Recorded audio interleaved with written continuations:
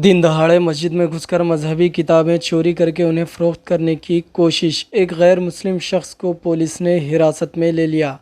हैदराबाद के छतरी नाका इलाके में वाक़ मस्जिद में एक गैर मुस्लिम शख्स घुस पड़ा और वहां रखी मजहबी किताबें उठाकर ले गया और मस्जिद के करीब वाक़ रद्दी की दुकान में बेचने की कोशिश की।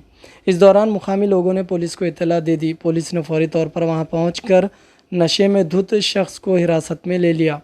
मीडिया रिपोर्ट्स के मुताबिक पुलिस ने इस सिलसिले में मुकदमा दर्ज करके तहकीकात का आगाज़ कर दिया है।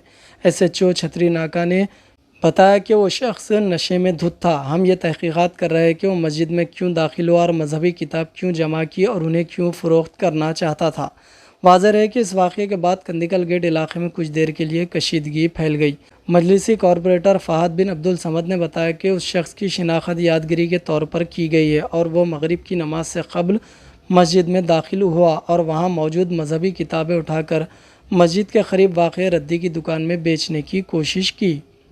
आज बरोज़ जुमा 5:40 के टाइम पे मस्जिद जिलानी शरीफ कंडिकल गेट के सदर साहब जनाब अनवर साहब का मुझे कॉल आया कि मस्जिद के अंदर एक यादगिरी नाम का आदमी घुसकर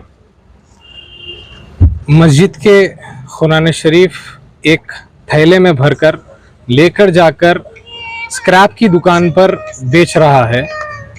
तो जैसे ही अनवर साहब को इत्तला मिली, उन्होंने मुझे इत्तला दी और बस्ती के कुछ नौजवान बच्चे उस स्क्रैप की दुकान से पकड़कर उसको वापस लेकर गए मस्जिद में और उसके हाथ में जो कुरान शरीफ वगैरह थे और थैले थे जो मस्जिद से लेकर जा रहा था उनको वापस लिए और रखे। जैसे ही मुझे इत्तला मिली, मैंने नकीब मिल्लत बारिश रसदुद्दीन अवैसी साहब को इत्तला दी। नकीब मिल्लत बारिश रसदुद्दीन अवैसी साहब ने मुझे डायरेक्टली स्पॉट पे भिजाया। मैं स्पॉट पर आकर CI छतरी नाका को वहाँ पर मदऊ किया। वो बोलने के 10 मिनट के अंदर CI छतरी नाका गाड़ी लेकर वहाँ पर पहुँच गए।